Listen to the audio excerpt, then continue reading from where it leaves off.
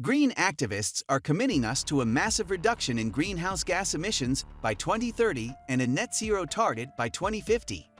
But how? Well, no one's quite sure yet, because there are many issues for that, and that why outlook for commodities are super bright.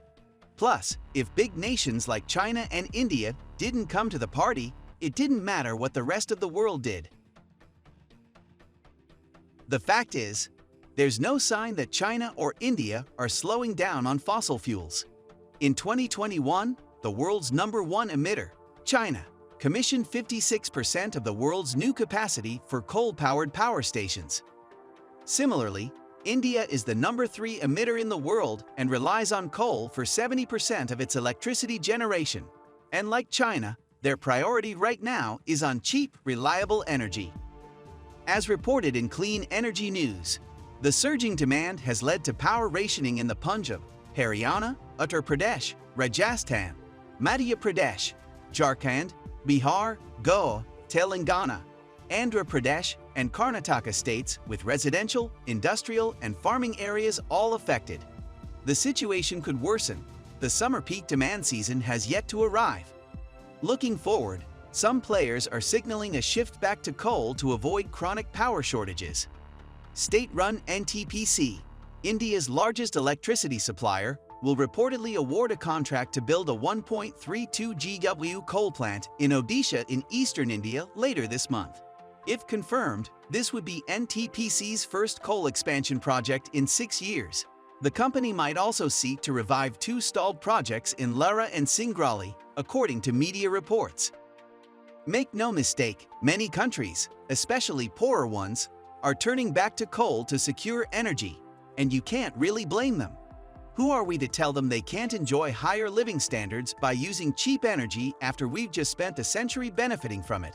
Not only that, in an increasingly uncertain world, coal is a pretty safe choice for most countries, and we're seeing that's not the case for other types of fuel. Take the situation in Germany right now. Germany thought Russian gas would fill the gap as they made the long transition to renewables. So secure, they thought, they closed down their only source of self-sovereign power, nuclear power generators. Now they're left with cold showers. As the BBC reported last week, the German city of Hanover has turned off the heating and switched to cold showers in all public buildings because of the Russian gas crisis. It's the first big city to turn off the hot water after Russia dramatically reduced Germany's gas supply. Germans have been told to expect sweeping gas reduction measures and extra charges on their energy bills. It makes you shake your head. I mean, how could the industrial powerhouse of Europe let themselves get into such a position? As German news site The Local stated, once again, the politicians haven't done their homework. This is what happens when you let inept bureaucrats and mediocre politicians run your energy policy. And it's a wake-up call for the rest of us to pay close attention. Then there's the elephant in the room. Even with the best will in the world, can the world even meet the green energy targets? Well, if we do, we're going to need a gigantic boom in these industries. An irony for the Greens. If we're going to transition to a renewable future, we're going to need to do a lot of mining first. I'm talking a lot. For example, as this chart from the International Energy Agency shows, if we're going to produce enough batteries to meet our targets, we're going to need the material to make them. That's 50 times more lithium, 60 times more nickel, and 17 times more cobalt needed for starters. And this table shows you just how much copper we're going to need. The average electric vehicle has 4 times more copper than a petrol-powered car.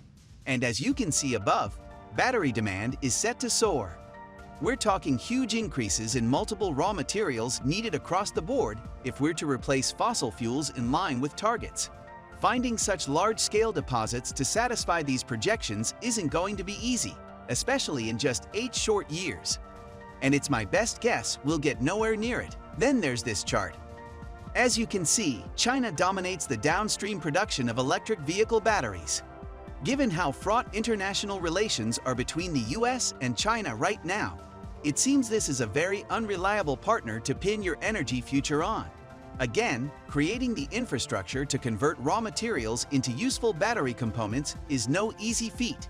It takes years for approvals, financing decisions, manufacturing testing, and other processes to complete. In short, a 2030 timetable looks super optimistic. So what happens if the reality of a renewable transition takes a lot longer and is more costly than hoped? What happens if we don't have enough coal, oil, or gas to help with the transition? Are we in for a future of cold showers? Are we willing to live with ultra-high energy costs for years to come? Morally, are we willing for already poor countries to have to pay more for their energy with all the hardship that brings? These are all realities we'll have to account for if we don't do our homework on energy. There's no green bullet that makes this transition easy and painless. Prices for copper, lithium, and uranium will rise over the next few years. Don't miss out on this.